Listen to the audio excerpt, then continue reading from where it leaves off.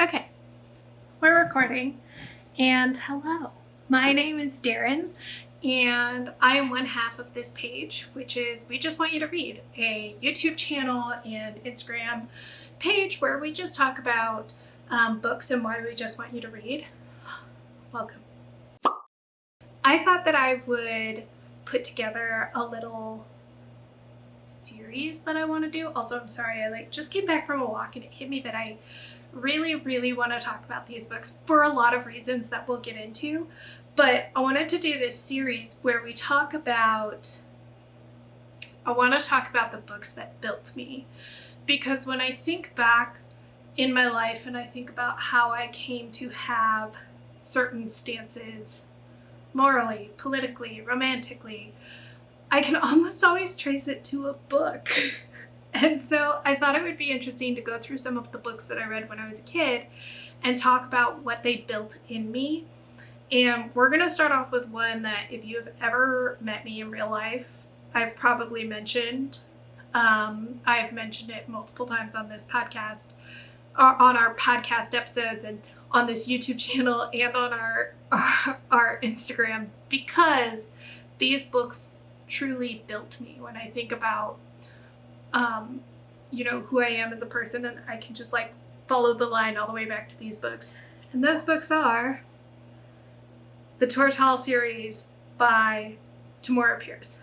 I'm going to start with the first quartet. So essentially how this book series is set up. There are, I think, around 20 books in this series.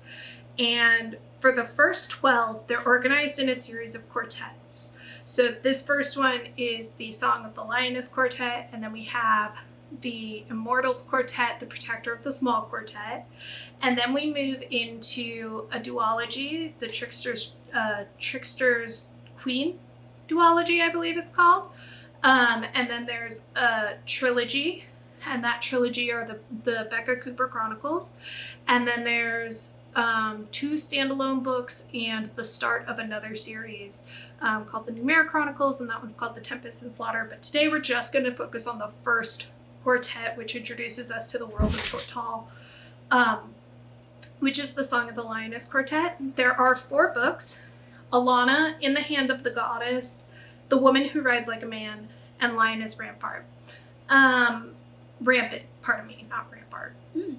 Anyways, so the story follows this girl, because we start off when she is, I think, 10 or 12, she's a twin, and her father is an absent scholar father. And in this world, girls are sent to the convent to learn how to become ladies so that they can be presented at court.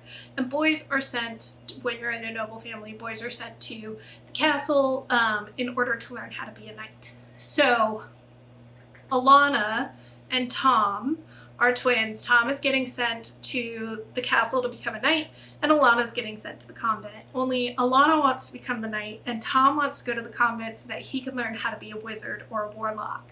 And so we open with the twins deciding they're going to do a switcheroni. Alana is going to become Alan. She's going to pretend to be a boy and become a knight. And Tom can remain Tom. He's going to go to the convent and become a wizard. So the first book is Alana's time as a page, where she's trying to conceal her gender. She's navigating, concealing her gender, going through puberty and having crushes and trying to navigate that. And then that's Alana, the first adventure. The second one, okay, my dog is barking. Hold on. Sorry, she was barking, and I didn't want you to have to listen to that, because I have to listen to it, and I know it's rather annoying. I say with all the love of my heart, because I love my dog. Anyways, so that's Alana, the first adventure. It's very much like a tale of growing up and trying to understand when it's chivalrous to lie. Almost, because the 2 twins are lying to everybody in their lives. The second book, In the Hand of the Goddess, Alana is no longer a page, she's a squire. And she realizes that she is being watched by the gods, which means that she's going to herald a great change in the land. We start to find out more about the social structure of Tortall in this book. We start to understand why women aren't allowed to do things. And we start to understand why Alana is so hell-bent on doing this. This one, Woman Who Rides Like a Man, is spectacular for so many reasons, but the main one is that this was written in the 80s and Tamora Pierce like straight up tackles Islamophobia in a fictional world, and she does it so beautifully and so perfectly. It's all about having respect for other cultures and understanding that just because you do it one way doesn't mean it's the only right way. This taught me a lot about accepting other religions in America, where Christianity kind of runs rampant. So I really, so good. And then the finale to this quartet is Lioness Rampant. She's a knight and she's trying to prove to herself and to everybody that the choices she made were the right choices. So what makes this so spectacular, though, reading them as a kid, is she plays with gender. Sometimes she wears breeches, sometimes she wears dresses. She wants to understand how to wear dresses.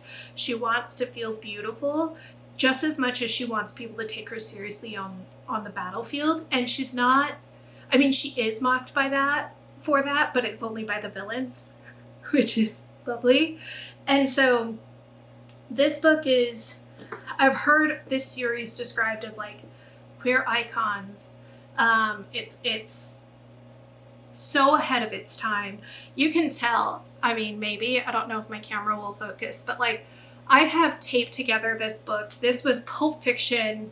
It's completely falling apart. I have another set that I use. I got the like 25-year anniversary set, box set, but I reread it almost every single year, because every single year I'm touched by the humanity that Alana displays and the way that she has a temper and she recognizes it as a failing to have a temper and is always working on it. She's a work in progress in a true way. Now, I will say, reading this as a kid means that I have exceptionally high standards for what I want in a heroine. Alana is flawed, but she's still good. She's still a good character. She is a complex character. She's a character who's trying to figure it out. She's a character who makes bad decisions that sometimes end with people she loves and cares about dying. And she's still a character that you root for. It's really beautiful, and it's really interesting to have read that as a kid and not really understood what I was reading necessarily, and then to reread it as an adult and be like, oh, that's why I am the way I am. Wow. So that's Tamora Pierce with Tortall. I'm also going to throw it out there. So these were all written in the 80s. One of the things that I love so much about Tamora Pierce, when she wrote her quartets, she wrote each quartet as one single book and then broke it into a quartet, which means that there is really, really, really tight world building. So I have read these hundreds of times, if we're being honest, because I reread them often as a child and I reread them now yearly as an adult. And I gotta be honest, like, it's probably the tightest world building I've ever read. It is meticulous. Like, there are no plot holes. I have gone through with critical eye to look for the plot holes and I can't find them. I also think that there is something really, really fun and spectacular about going back through the books that you read when you were a kid and looking at them with a critical eye and saying, does this hold up? And what can I learn from this? There are other authors, one in particular, that I don't want to champion on this page, but her books, 7 of them, if you catch my meaning, had a profound impact on me as a reader. They had a profound impact on the genre and on an entire generation of readers. And but I don't want to champion her on this page. But it is interesting to go back and reread those every now and then and see what parts of myself I adopted from the heroine of that story and the hero of that story. I will say that I see it a lot clearer in the Tortall series. Less so from Alana, less so from the second quartet, which is the Immortals Quartet, and more so from the third quartet, which is the Protector of the Small. If I stick with this series, I will probably do the entire Tortall series before I move on to other books that I read as a kid. But I see so much of my morality and my understanding of politics and my understanding of power structures in growing up with Alana, Dane, Kel, Allie, Becca, all of these characters. I see so much of this being the thing that planted the seed, and I can't be more thankful. And I think this is one of the reasons that I get so like angry when people say they only read nonfiction because what can you learn from fiction, which is a crazy thing to say. But I think I get so angry when they say that because I read these and I learned about religious tolerance, and not just religious tolerance, religious respect and acceptance. I learned about gender expression before I understood what the term gender expression could possibly mean. I understood chivalry and power structures and turning the other cheek. And caring for the poor and the importance of literacy and all these different things that obviously you learn from your parents and you learn from your peers and all that kind of stuff, but it was so reinforced by these heroes that I read about in these books and I emulated and I love. And it kills me that these books are not more popular because they need to be. If you have a young child, or I wouldn't say a young child, I'm going to go back on that actually. If you have like a preteen, these are the books that they should be reading. They, like, regardless of boy or girl, regardless of race, these books are so beautiful and so well done, and they teach you so much, despite the fact that they're like 40 years old, almost 50 years old. When were the 80s? 40 years old. I know math. Despite the fact that they are from the 80s, these books they hold up to the test of time. Sexual violence is not used in like a tantalizing way.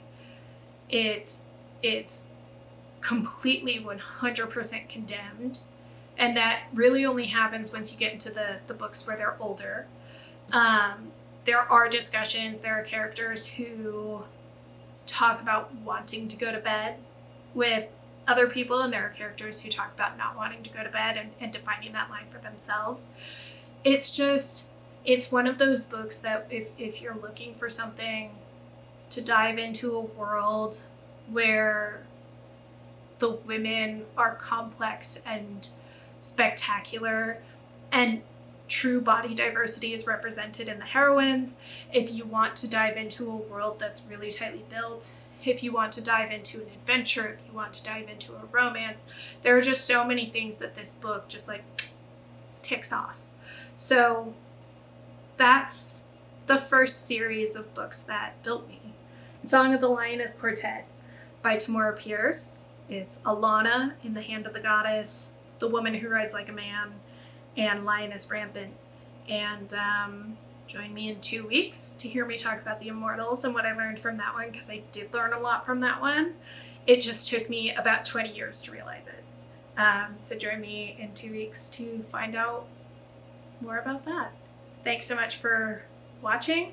If you're still here, read Tamora Pierce. And as a reminder, we just want you to read. Okay, bye.